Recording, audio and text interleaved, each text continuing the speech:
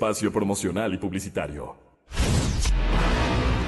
Si no pudo escuchar algún programa de esta semana, mírelo en nuestra aplicación Exa Ecuador. Descárguela gratis, disponible para dispositivos Apple y Android. No se pierda ninguna de nuestras entrevistas. Descargue Exa Ecuador. 8:53. Hemos preparado para recibir a nuestros invitados, una exalcaldesa de la ciudad de Quito. Mañana estará el titular también por este mismo tema. Hemos creído conveniente que reunamos a ciudadanos de la talla de Roque Sevilla y de la ex concejal y encargada del despacho alcaldicio en muchos momentos trascendentes de la vida de la ciudad, en la persona del actual asambleísta Vilma Andrade. Ayer estuvo palanqueando recursos para el partido también. Soy bastante infidente. Ya nos aprobaron por fin. ¿Ya aprobaron? Sí, ya nos aprobaron, sí. Felicitaciones. Sí, muchas gracias, buenos días. Porque sí, pues un partido político sin financiamiento es cosa muy, muy complicada. Bueno, señoras y señores, lo que ha hecho México y su comunidad, México y los mexicanos, especialmente su juventud.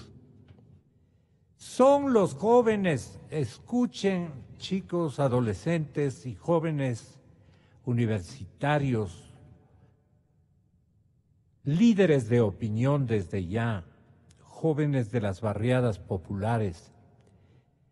El ejemplo de México que hemos transmitido los medios de comunicación, casi, perdonen por el término, en espacio ampliado, a mansalva prácticamente ha tenido, no sé si ese objetivo de los otros medios, igual a la cadena Democracia, es de ofrecer ese ejemplo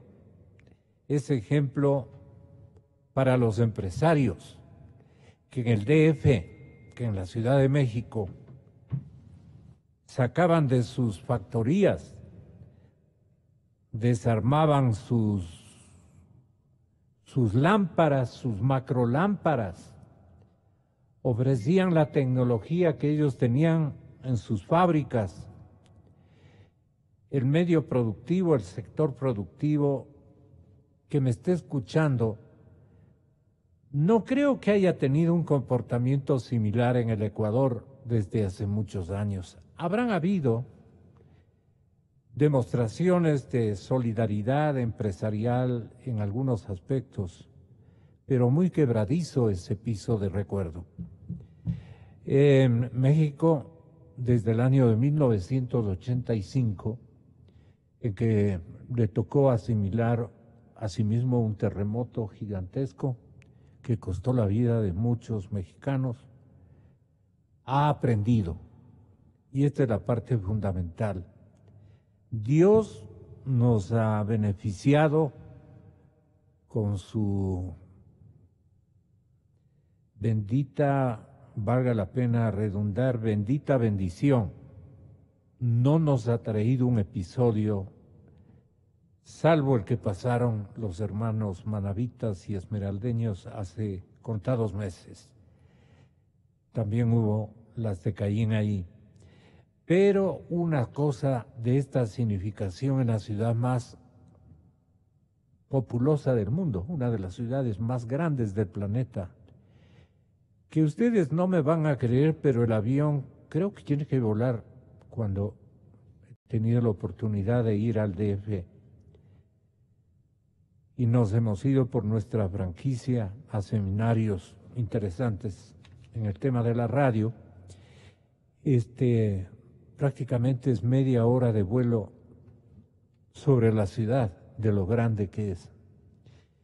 Y es una ciudad con un montón de dificultades, de pequeñas montañas, de dificultades de tránsito aviatorio.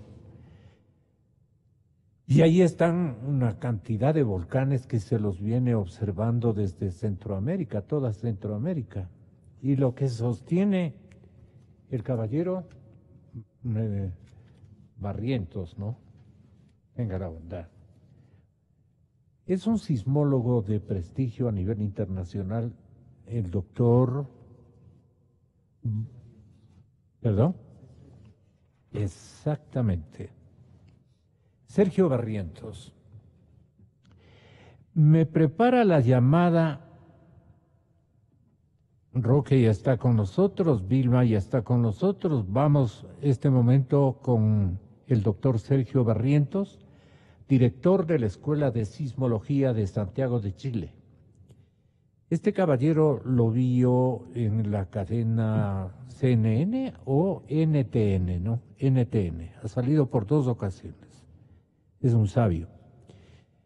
Y él tiene las razones para creer que todo el perfil desde arriba en Estados Unidos, en la parte norte inclusive de Canadá, el filo de frontera hacia el océano Pacífico, es propicio para que haya una introducción de una placa submarina que puede generar permanentes terremotos. Y por eso la emergencia que vive San Francisco y otras ciudades norteamericanas, no obstante las condiciones estructurales o de infraestructura de las ciudades americanas, ha tenido sus tragedias también humanas. Luego viene México, luego viene Centroamérica, luego venimos nosotros. Nosotros debemos estar igualmente y el científico nuestro también suele decir, Roque, permanentemente que somos la zona más vulnerable en ese sentido. Me refiero al ex director, Hugo Yepes. A Hugo Yepes, exactamente. Entonces, Sergio Barrientos, ojalá podamos ubicarle, creo que estamos ya en contacto con él. Estoy con un respetable exalcalde de Quito y pensamos que todas las urbes de América Latina, las que tenemos conexión con la plataforma submarina que viene del Pacífico y choca con la placa continental, vamos a tener lo que México ha tenido. Gracias a su juventud y a sus dotes de solidaridad, a una construcción más o menos controlada por los grandes municipios que tiene el DF mexicano.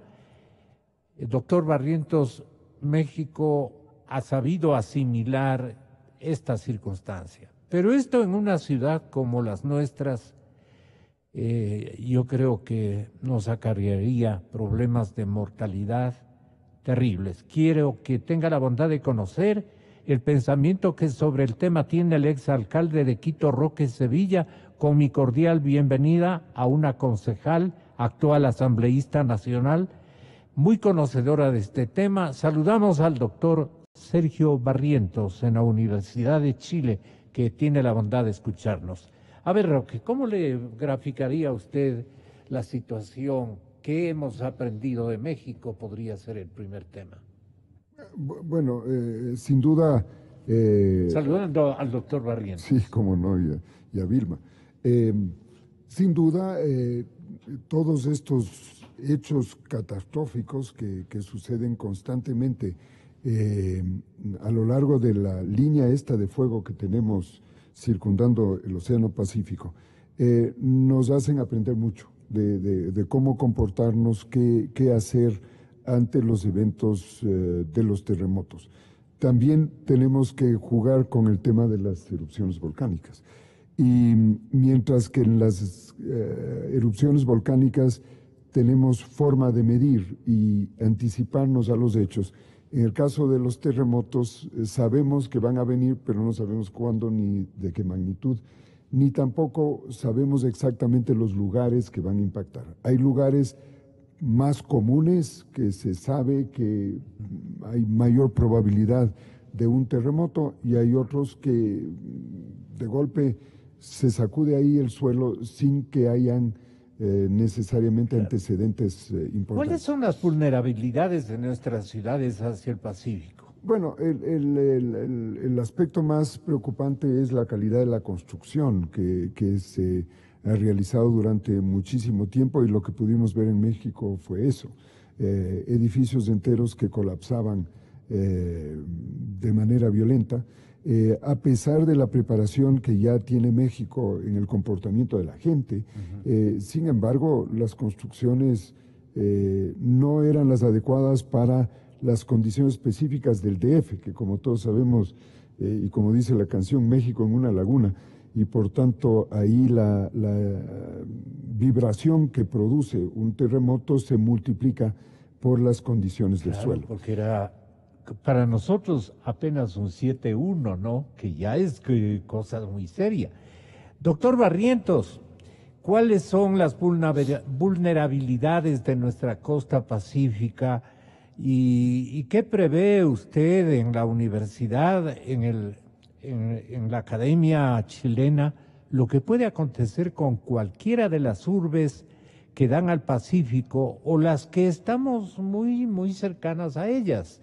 Que advierte a los administradores de estas ciudades y a sus pobladores. Doctor Barrientos, para Quito y el Ecuador es un honor tenerlo a través de la línea telefónica. Buenos días. ¿Qué tal? Muy buenos días. Sí, muchas gracias por la invitación. Yo creo que una de las cosas fundamentales que nosotros tenemos que hacer en nuestros países y para conocer exactamente a lo que se expone cada ciudad es conocer justamente los peligros que acechan a las ciudades. Conocer no solamente los peligros que tienen que ver desde el punto de vista de terremotos, sino que también de aluviones, de erupciones volcánicas, como decía anteriormente nuestro invitado, saber a qué estamos expuestos, y eso significa estudio, significa entender lo que ha sucedido en el pasado, conocer muy bien a lo que las cosas, los elementos a los cuales han sido expuestas en nuestras ciudades en el pasado, y de qué manera poder prever, de manera poder saber qué es lo que podría suceder dada la expansión, dada la nueva estructura, dado el crecimiento de estas ciudades, a qué nuevas cosas podríamos estar expuestos. Creo que es una labor fundamental el poder conocer a quién uno está expuesto antes de tomar las medidas. No es el fuerte de la academia y de las universidades de América el tema de la sismología, no es el fuerte, salvo excepciones. Pero ustedes, por ejemplo, con las características que tiene y la emergencia permanente que también tiene Chile, ¿qué han logrado formar como cuadros que anticipen los peligros que significa un terremoto proveniente del Océano Pacífico, si es tan amable? Sí, en realidad nosotros estamos aprendiendo, al igual que muchos de las comunidades que viven a lo largo de la costa del Pacífico, estamos aprendiendo cómo debemos conocer de mejor manera esos peligros. Dada la frecuencia con que ocurren estos eventos sísmicos, particularmente en Chile, entonces hemos tenido la necesidad de desarrollar algunas herramientas que permitan conocer de mejor manera a qué es lo que estamos expuestos. ¿Cuáles son las herramientas?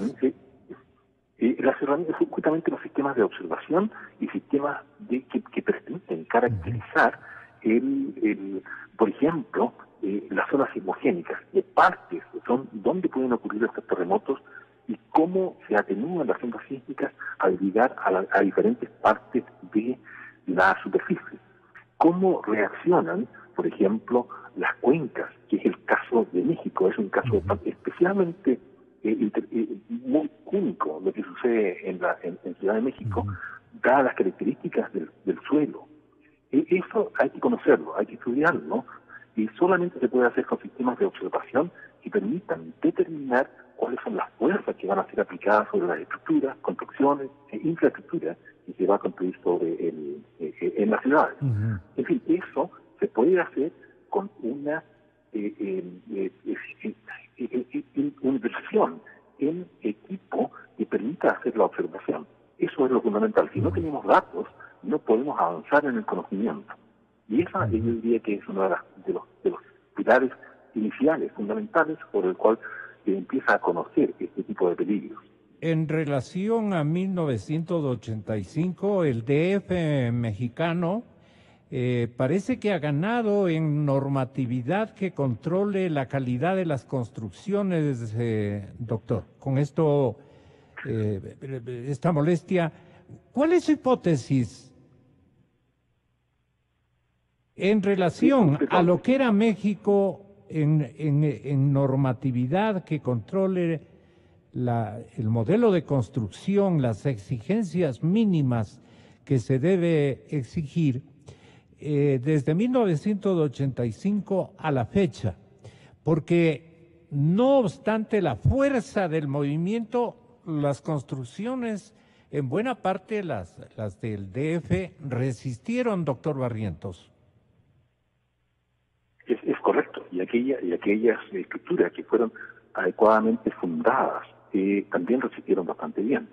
El problema es que siempre nos encontramos con que algo que nosotros consideramos que era común o algo que era seguro, en algunos casos no se presenta tan seguro, y eso es lo que tenemos que ir aprendiendo. Y eso, lamentablemente, en muchos casos conlleva pérdida de vidas humanas, y eso es lo que a nosotros nos preocupa mucho, poder disminuir esta característica de los terremotos de producir fatalidades. Entonces, las estructuras se diseñan para que no colapsen, pero resulta que en algunos casos esas decisiones de la normativa tienen que ir ajustándose a medida que vemos en qué parte necesita mejoras. Y eso es lo que se hace justamente con cada uno de estos ocurrencias de eventos, que estamos aprendiendo cosas nuevas, estamos aprendiendo cosas que no habíamos pensado anteriormente, y es por eso que las normas de construcción se van mejorando con cada ocasión. En cada ocasión que ocurren nuestros terremotos, aprendemos algo nuevo y eso se incorpora, y así es la manera de avanzar, es la manera de aprender y avanzar para hacer nuestras ciudades más seguras. Es un buen consejo, doctor Barrientos. Muchas gracias, un abrazo cordial del Ecuador para usted y la Academia Chilena. Muchísimas gracias. Hasta la próxima. Asambleísta, ¿cuál es la contribución que nos ha ofrecido con lágrimas, con dolor, pero con unas demostraciones maravillosas de solidaridad comunitaria a la nación mexicana y especialmente su capital? Bueno, Vilma Andrade, Cadena Democracia. muchas gracias, Gonzalo. Un saludo afectuoso a la audiencia y qué gusto compartir con nuestro exalcalde Roque Sevilla esta mesa. Primero quisiera saludar pues a Sergio Barrientos. Yo creo que es un referente realmente para el mundo y creo que Chile en general tiene mucho que enseñar a todos nuestros países. Recordemos que en el año 2010 sufrió un sismo de 8.8 de magnitud. Increíble, ¿no? Y hubo en ese entonces, con un año de réplicas, 486 fallecidos, muertos. Y en la misma época hubo el terremoto de Haití y en menor grado de intensidad, y hubieron 315,000 muertos.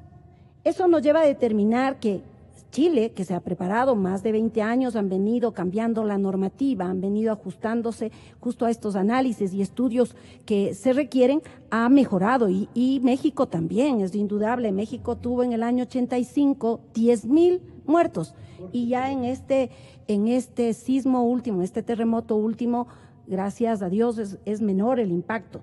Quiere decir que estos fenómenos tienen que ser analizados, estudiados y tomar correctivos. Ya. Nosotros, para Quito es lo grave. Sí. Para Quito es lo grave porque ya refería, pues... ¿Qué tiene de malo para un manejo adecuado el escenario quiteño? Varios. Primero, que estamos en una zona de alto riesgo volcánico y también alto riesgo tectónico. Tenemos una falla que ya ha sido establecida bajo varios estudios, que va desde el Monte Catequilla hasta Tambillo. Son 60 kilómetros que prácticamente está toda la ciudad, porque recordemos, nuestra ciudad es alargada y básicamente se extiende a esos extremos y densamente poblada. Y además tiene el riesgo volcánico, que ya de hecho... Por la vecindad. Tendemos a olvidarnos la gravedad de estos riesgos porque ya en Quito El último evento sísmico se produjo hace 153 años, que fue devastador para la ciudad, y venía produciéndose cada siglo, cada 100 años. Ahora entenderíamos, si queremos asimilar el riesgo realmente, que esa energía y esa fuerza está detenida ahí y que eso podría ponernos realmente en un grado supremo de riesgo. Es verdad, la Municipalidad de Quito ha ido a la vanguardia. Yo recuerdo cuando inicié como concejala y era alcalde Yamil Maguad, se tomó bajo los estudios realizados por japoneses, se tomó, por ejemplo, previsiones de cambiarle al equipo caminero del municipio que estaba en las zonas de riesgo, que estaba muy cerca a los lahares, tanto riesgos volcánicos como tectónicos, a poner en las zonas más protegidas. Se hizo cambios fundamentales, pero todavía tenemos riesgos como, por ejemplo, que nosotros tenemos el sistema hospitalario en zona de riesgo. La muy buena parte del sistema hospitalario, tanto público como de la seguridad social como privado, están en zonas de riesgo. Entonces, hay muchos elementos que nosotros tenemos que precautelar y bajo los estudios que ya se han hecho, tomar medidas. Lo que no se ha podido es cambiar el sistema constructivo. Tenemos apenas el 10% de construcciones son sismos resistentes. Y más del 60%. ¿Hasta qué grado, además? Exactamente, hasta qué grado, porque no hemos tenido, sino hasta los últimos años, alrededor de sismos de 5 a 6 grados. No hemos tenido, por suerte, mayor a eso. Entonces, la calidad del suelo es otro problema. Nuestro suelo no está construido, el suelo de Quito, la ciudad no está construida sobre roca. Es básicamente un suelo blando, rellenos de quebradas, y eso también implica un riesgo adicional. Aquí hay elementos que para nosotros nos llevan a determinar que si no tomamos acciones que vayan con la educación a la población. Se ha hecho, por ejemplo, planes de contingencia y planes para evacuaciones solamente en los grandes edificios, pero en las viviendas realmente no se ha trabajado. Los ciudadanos comunes y corrientes no saben qué hacer, creen que cuando hay que ponerse a buen resguardo tienen que ir en sus vehículos, y eso ya sabemos lo que podría ocasionar. Entonces, este tema tiene que ser absolutamente permanente, con planes que tienen que involucrar a la sociedad. Y el ejemplo es México. México ahora nos ha dado un ejemplo de enlace público-privado y de esta levantarse de los mexicanos a apoyar a su gente, y nos permite también tomar de ello muchas lecciones. La sociedad sincronizada en el valor y en el mérito de sus jóvenes como protagonistas, y también de la cohesión del resto de estamentos sociales, los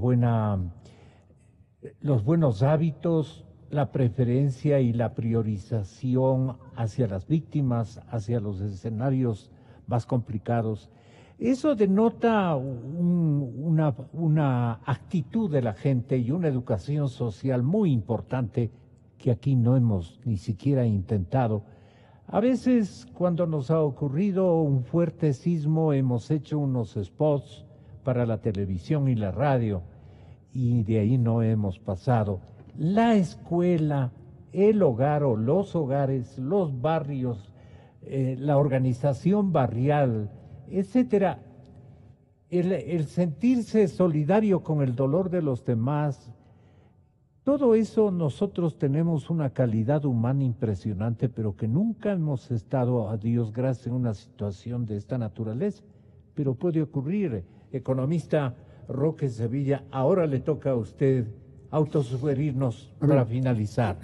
Tal vez hay que dividir en tres áreas. La una es sin duda la vigilancia de parte del municipio de la calidad de la construcción y la seguridad de la construcción. Pero como dice Vilma, por buena que sea la construcción, si el sismo pasa de cierto grado, ya no hay límite para esto, ¿no es cierto? O sea, por buena que sea la construcción, van a haber partes de la edificación que se desploman, y entonces ahí viene la segunda parte, que creo que es lo primero que hay que atacar, es cuál es el comportamiento de cada ciudadano, de cada familia, el momento del sismo.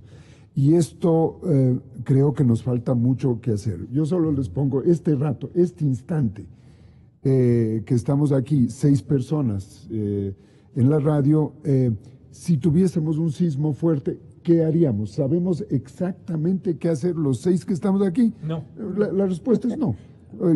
Yo tal vez me metería debajo de la mesa, alguien se apoyaría para buscar el famoso triángulo de seguridad, el otro saldría corriendo y tomaría el ascensor y el otro bajaría por la grada. Se lanza por la ventana. Entonces, no hay un entendimiento social de cómo debe comportarse. Le habrá pasado a usted, Gonzalo, que su esposa hace una cosa y usted hace otra, y el hijo sale corriendo. O sea, ahí hay necesidad de un entrenamiento sistemático de cada unidad familiar, de cada sitio de trabajo, de las escuelas y los colegios. En Japón, esto se hace sistemáticamente y la gente sabe exactamente qué hacer en el momento de un sismo. Además, y en México ya lo han demostrado, hay unas fórmulas de emergencia que son las sirenas que avisan que un sismo viene, de tal manera que la gente sepa qué hacer y que haya el anuncio. El anuncio ya, lamentablemente, en el caso del sismo... A los mexicanos les falló incluso la alarma. Bueno, pero es que el rato que el sismo es fuerte, inclusive las alarmas se desarman, ¿no es cierto? Entonces, este sería el segundo aspecto. Y el tercero es, luego del sismo, cómo la comunidad en su conjunto pueden ayudar a los demás. Entonces hay una tercera etapa. Yo creo que nosotros tenemos la obligación de decir a la gente, oigan, estamos, como lo acaba de decir Vilma, en una región de posibilidades de sismos muy grandes y de erupciones volcánicas.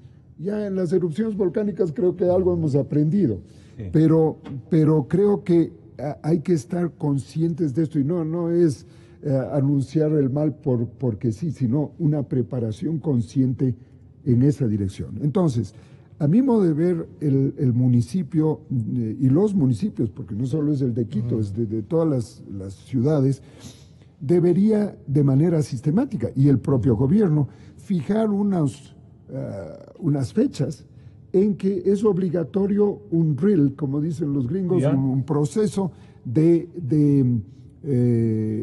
preparación para una erupción volcánica o un sismo, y que todo el mundo sepa exactamente qué hacer.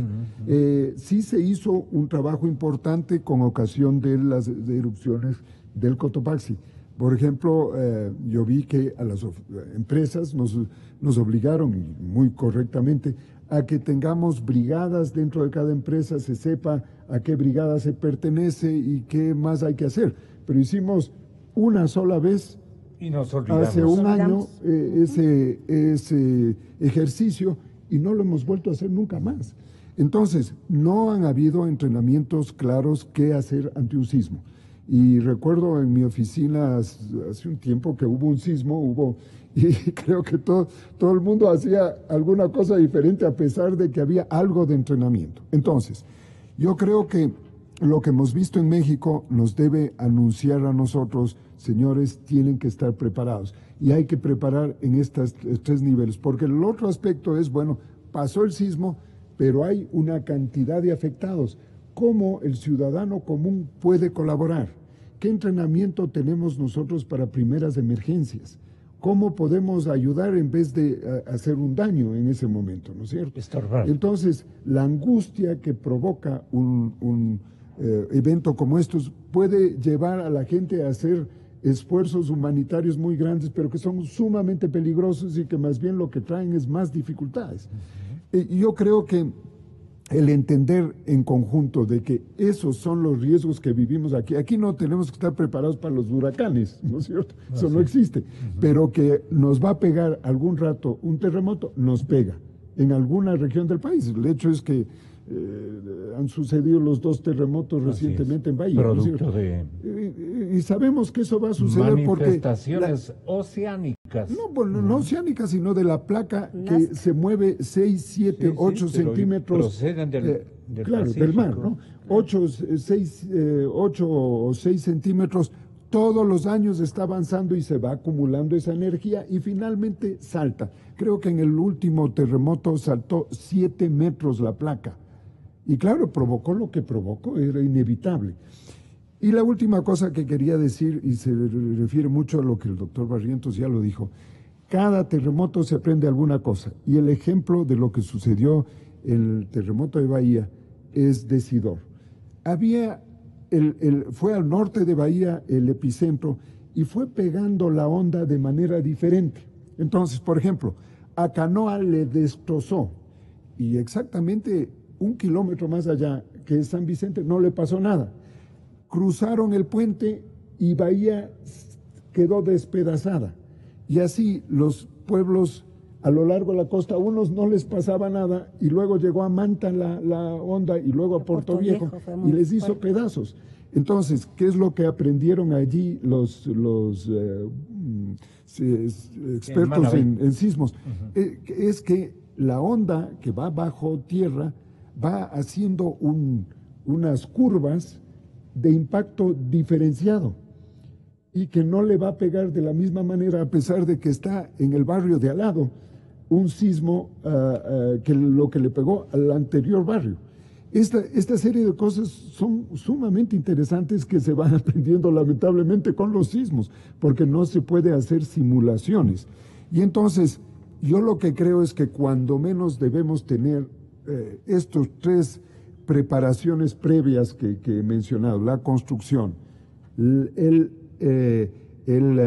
la actuación en el momento mismo del sismo y la ayuda a los demás luego del sismo. A mí me gustaría, Gonzalo, si me permite, enfocarnos en el tema preventivo, porque yo creo que eso es fundamental. La educación. La educación, pero pasa también, dicen los sismólogos, que hay 3 elementos que son fundamentales, que es la revisión, el controlar y reforzar. Porque necesitamos una revisión permanente de las edificaciones y eso generalmente no se hace. Una auditoría. No, yo creo que es la responsabilidad de los propios propietarios, que tenemos que ir a eso. ¿Cómo revisamos que no haya elementos que puedan ocasionar mucho más gravedad en el caso de un sismo? Igualmente el control. Y en eso hay una deficiencia. ¿Usted no se compromete a hacer un diseño para este tipo de emergencias y que consten en una ley? A ver, existen las normas están, porque hay las normas INEN y hay las ordenanzas que nosotros mismos con Roque aprobamos, muchas de ellas, que están enfocadas a los temas de seguridad, pero aquí el tema es cómo esas se aplican. El tema del control es fundamental, porque si bien hay las normas constructivas, no tiene la capacidad la municipalidad para controlar que efectivamente esas edificaciones se construyan de esa manera. Igualmente, los planes de evacuación tienen que ser masivos y tienen que, ya lo ha dicho Roque, ir desde las escuelas, los colegios, para que todos los niños y todos sepamos qué hacer en cualquier circunstancia. ¿Por dónde debo jugarle al evento? Exactamente, y además también... Yo solo te interrumpo un segundo, porque la otra cosa que hay que aprender es que las edificaciones en las que está la gente son muy distintas unas de otras. Así es. Hay no unas es que igual, rápidamente se puede salir a la calle, entonces calle. la mejor cosa que se puede hacer es salir a un sitio más seguro. Seguro, pero aquí tenemos muy pocos, Roque. Claro. Tenemos 30 sitios seguros en la ciudad para una área de 700,000 habitantes, pero el resto, somos más de 2 millones de habitantes, no tenemos zonas seguras. Entonces también hay eso. No ha habido, por ejemplo, un control de lo que está ocurriendo con los árboles. Si nosotros revisamos solamente en la zona en toda la ciudad, pero específicamente ya las palmeras que ya vienen con muchísimos años, o los de eucaliptos mucho más, implican riesgos. Se han achicado las aceras y no les permiten realmente tener un espacio. Ya ahora mismo, con un pequeño sismo, eso sería un riesgo. Los árboles necesitan un recambio y efectivamente hay que ir a esa revisión. Lo que sí me parece importante es difundir las normas de seguridad, pero algo que es beneficioso para todos es la quiteñidad. Los quiteños somos solidarios, los quiteños... éramos. Yo creo que no, somos todavía. Lo que hay es que el liderazgo es ese. El liderazgo es el que encamina, el que logra que esos objetivos vayan encauzándose, digamos, este sentimiento de quiteñidad. Entonces, si el alcalde, que es el llamado a hacer esta conciliación de todos estos sentimientos, los aprovecha en beneficio de sus ciudadanos, vamos a tener un comportamiento distinto. ¿Qué tenemos ahora?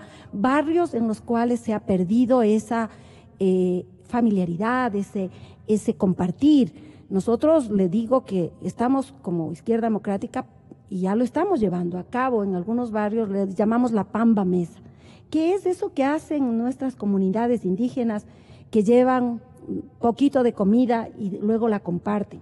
Porque creemos que a través de eso podemos generar pues estas relaciones colectivo de solidaridad para todo lo que nos alimentarnos en una emergencia. Para todo lo que vamos a requerir. Y que creo Quito que es tiene muy que fácil estar impulsarlo porque existe, y recordemos esto, y esto es muy importante decir, la reacción de la ciudad de Quito en el terremoto de Bahía fue espectacular. Espectacular. Sí, Quito ha fue. sido, No, o sea, y ahora con México, Roque, acaba de irse. Desde esta emisora pedimos colaboración y mandamos no sé cuántos, creo que 7 o 10 camiones. Y a una velocidad impresionante la Impresionante. reacción de la gente. O sea, Nuestros el espíritu bomberos, está allí. nuestros bomberos, y hay una felicitación pues a los bomberos de Quito, llegaron más pronto que los que estaban en Bahía o estaban en Manta, que lógicamente estaban sufriendo los problemas. Comunicarnos pero, con Ever. pero qué bien, Ever hizo un gran trabajo, está en México ahora colaborando allá. Así es. Creo que tenemos varias instituciones que son un ejemplo. Mentiroso. Y creo que la normativa vamos a tener que ir sí ajustando. Chile es un ejemplo. No se puede adaptar a nuestra realidad porque los suelos son distintos, los estudios geológicos son diferentes, pero más riesgoso, sigo insistiendo. Quito tiene mayor riesgo porque además los terremotos últimos, la referencia es que no fueron muy profundos. Al ser prácticamente en la superficie, son devastadores. Había un plano de riesgo cuando yo llegué al municipio y estaba en la comisión de planificación y nos enseñaron los mapas de riesgo. Bueno, yo les debo decir que entré en pánico. Un almácigo de riesgos. Porque básicamente en el momento en que haya nuevamente un terremoto, desaparece desde a la altura de Pomasqui hasta a la avenida Colón, desaparece en línea recta todo. Y hay zonas, entonces para eso tenemos que prepararnos, para que no tengamos esos riesgos. Por eso yo creo en la radio. Mire este programa en nuestra aplicación, Exa Ecuador, disponible en App Store y Google.